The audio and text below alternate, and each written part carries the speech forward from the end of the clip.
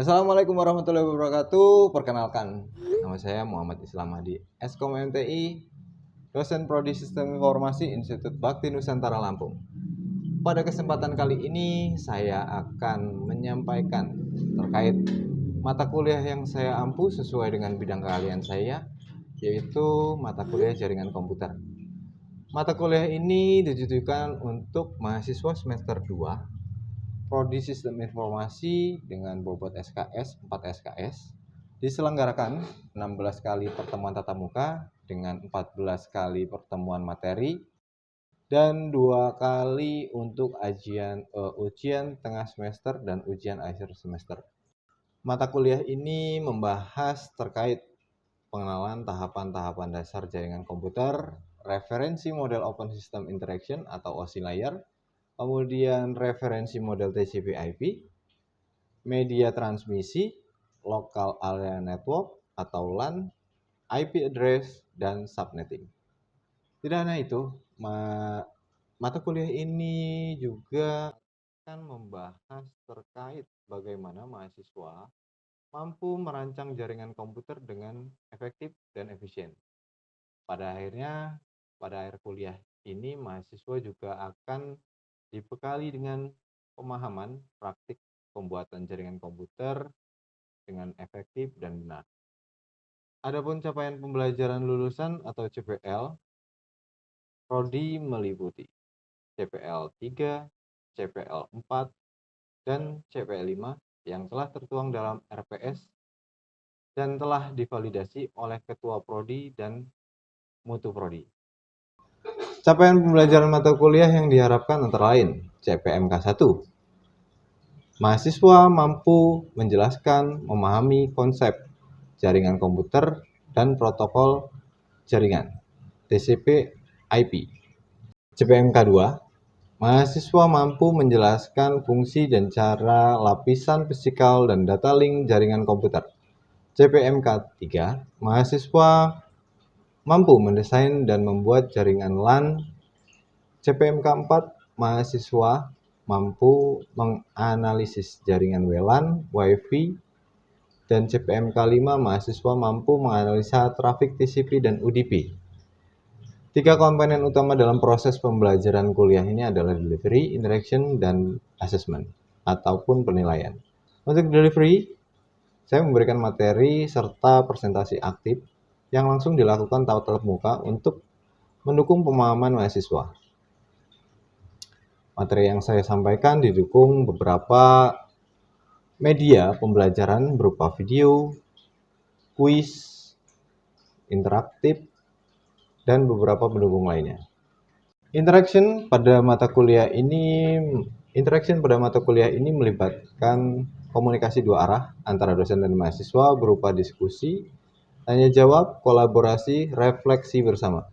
Assessment atau penilaian sistem penilaian yang saya lakukan dalam kuliah ini mencakup asesmen formatif untuk penilaian proses yang dilakukan melalui kehadiran, kuis, tugas individu dan kelompok, serta penilaian sikap. Selanjutnya, asesmen sumatif untuk penilaian akhir berupa UTS dan UAS.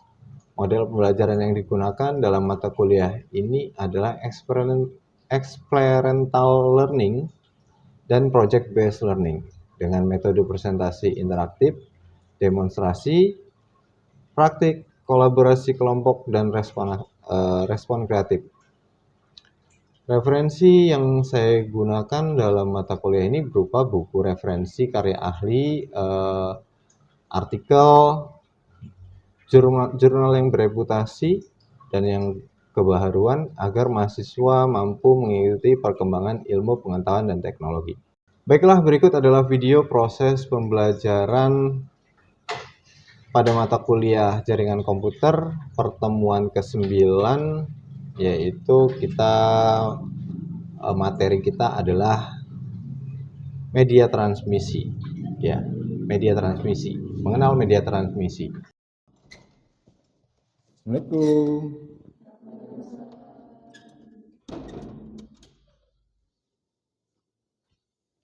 Oke, Assalamualaikum warahmatullahi wabarakatuh. Selamat pagi semuanya. Boleh ya hari ini saya ambil video untuk pembelajaran jaringan komputer. Sebelum melakukan perkuliahan ada baiknya kita berdoa dulu menurut agama kepercayaan masing-masing. Untuk itu kita berdoa mulai.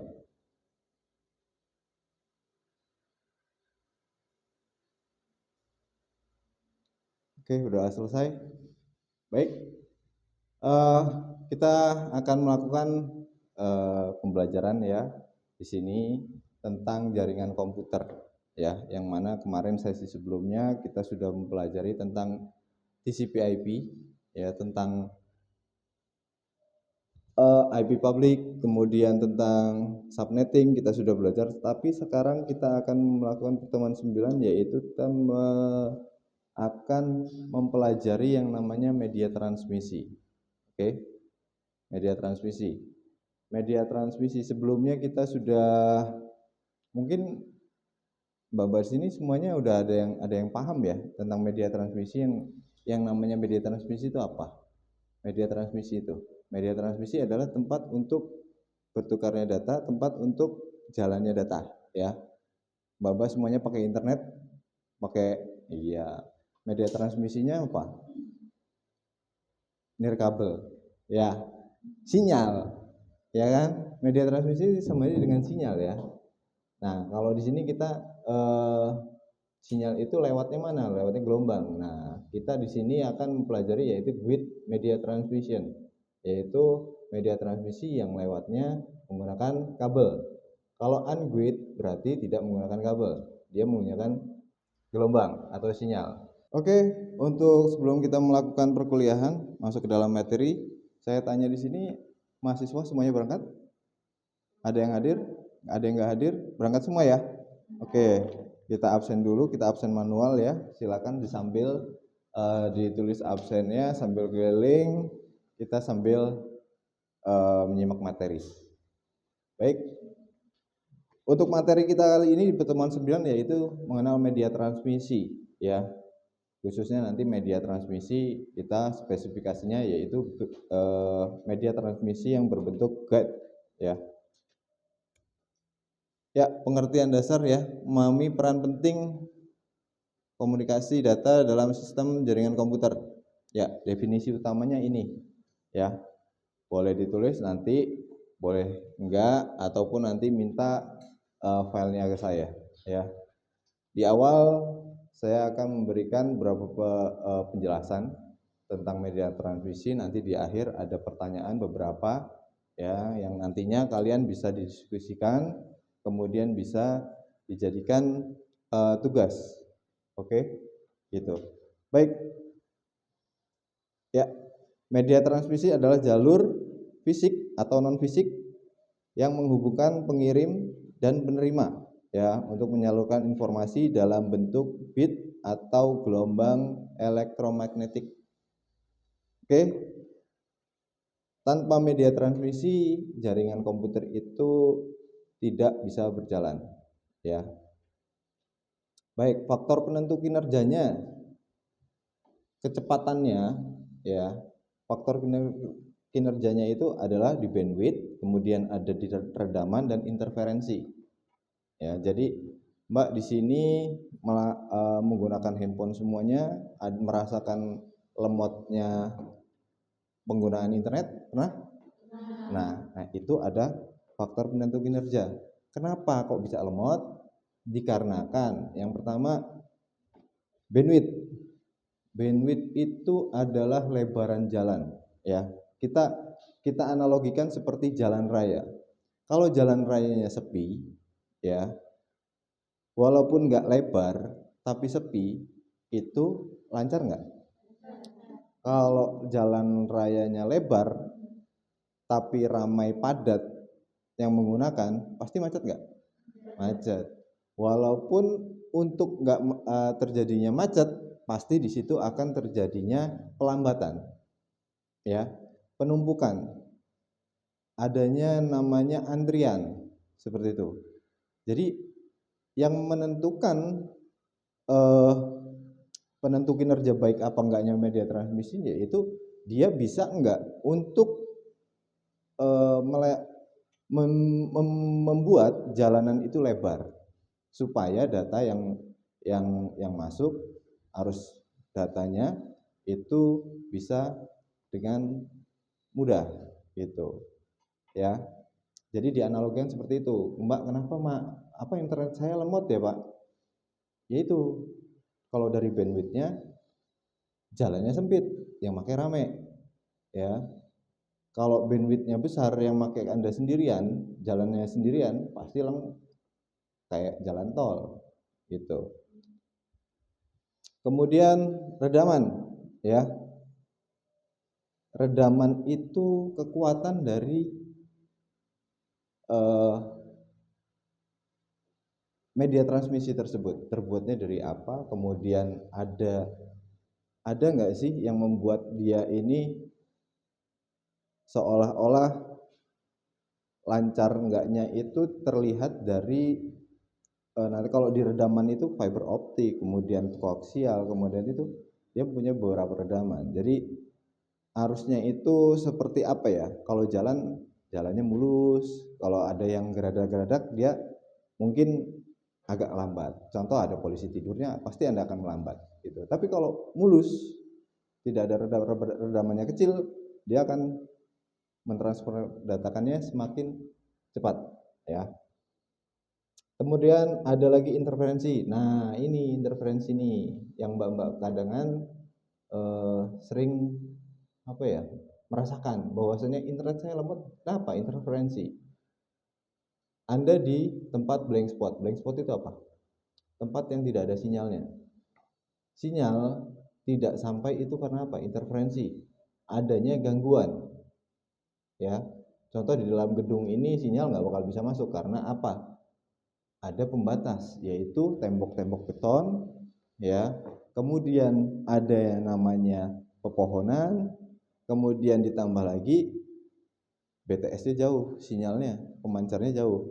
Itu yang membuat kita interferensi tinggi, yaitu adanya banyaknya gangguan-gangguan dalam bentuk sinyal yang akan masuk. Kalau di guide kabel, ya, kadang interferensinya ini gangguannya dia terlalu panjang ya.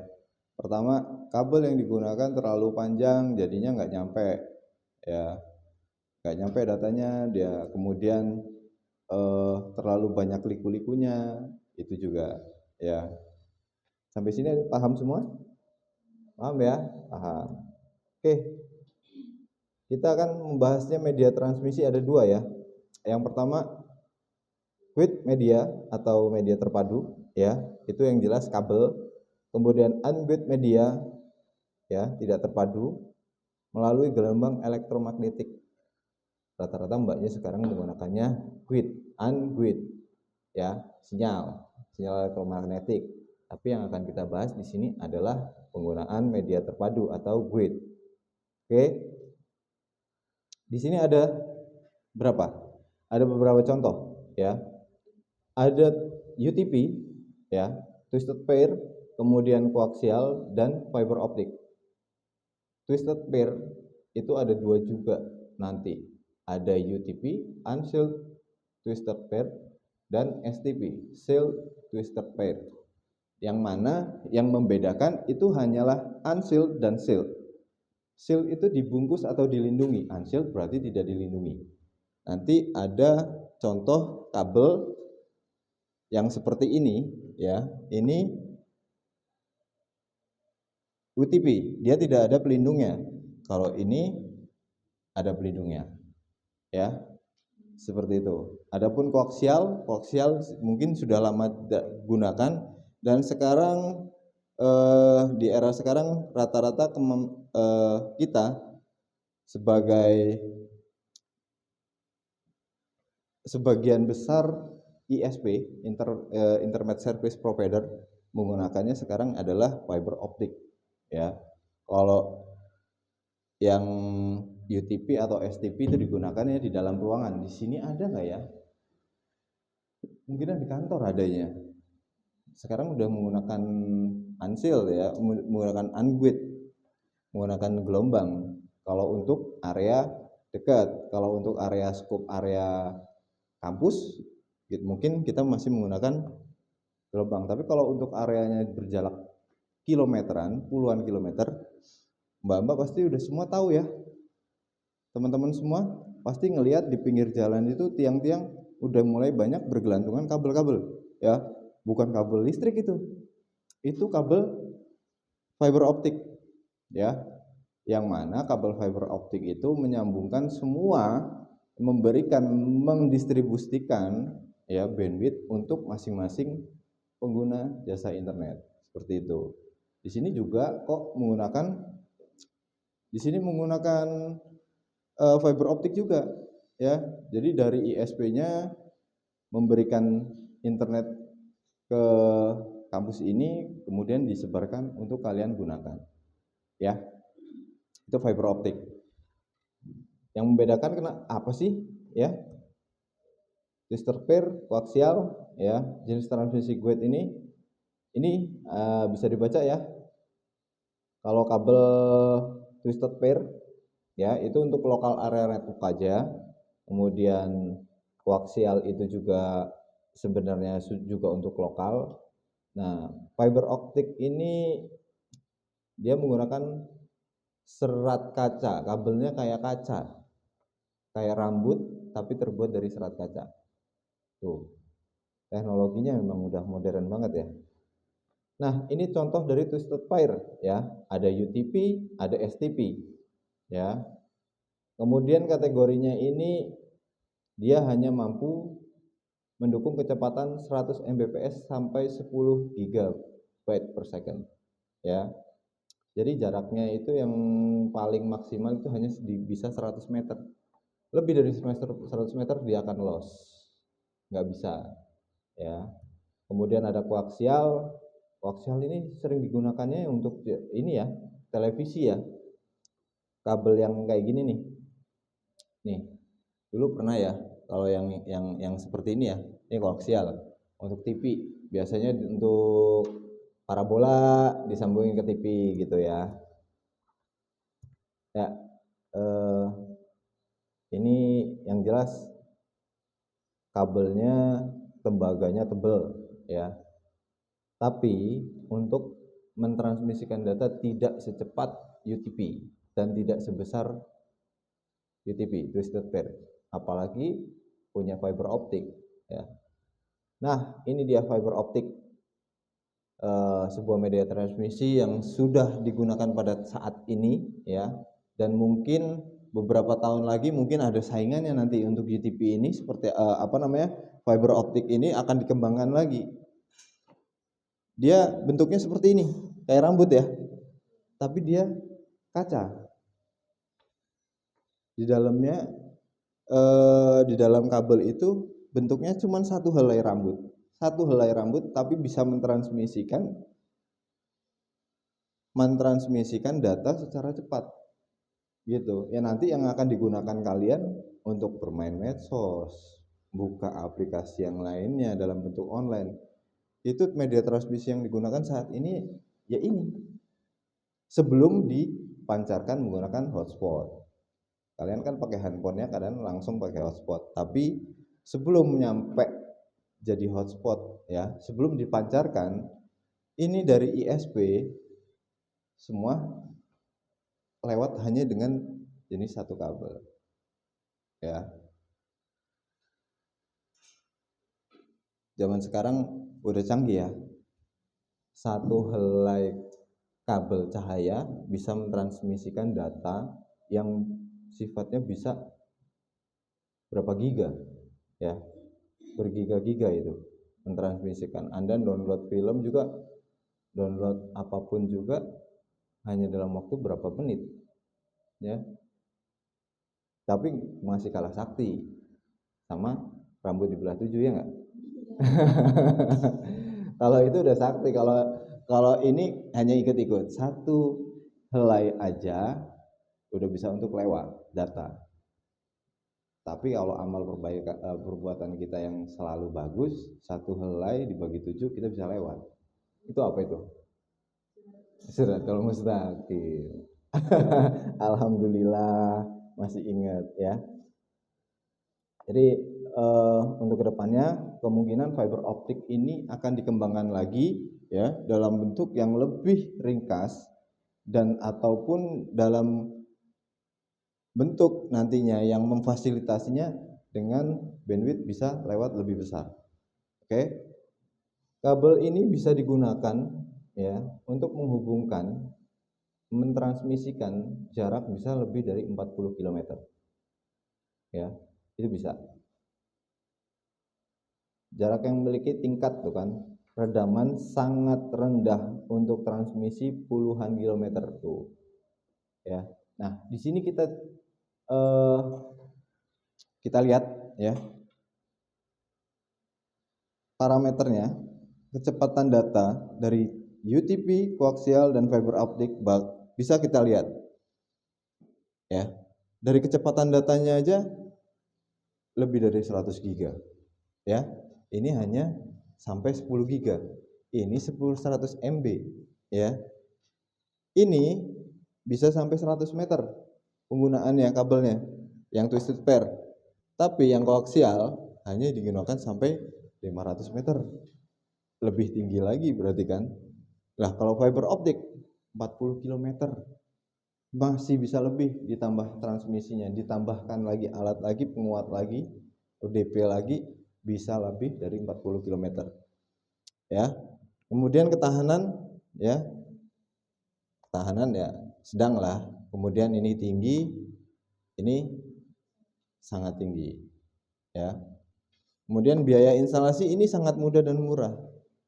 Karena bisa kita ya cuman instalasi ruangan aja, cuman bikin pakai tang krimping, kemudian jaraknya hanya satu ruangan, kan lebih mudah dan lebih murah. Kalau koaksial sedang lah, paling naik-naik plafon, ya, naik-naik gedung-gedung gitu. Tapi kalau yang ini butuh keahlian dan sangat tinggi biayanya. Sekarang kalau mau narik kabel dari Pringsewu sampai ke kampus ini aja jaraknya berapa kilo? Emang mau dikasih yang gratisan yang kerja? Gak mau kan? Nah, justru yang bekerja berapa, punya keahliannya berapa, kemudian kabelnya pun mahal, per meternya itu sekitar 2000.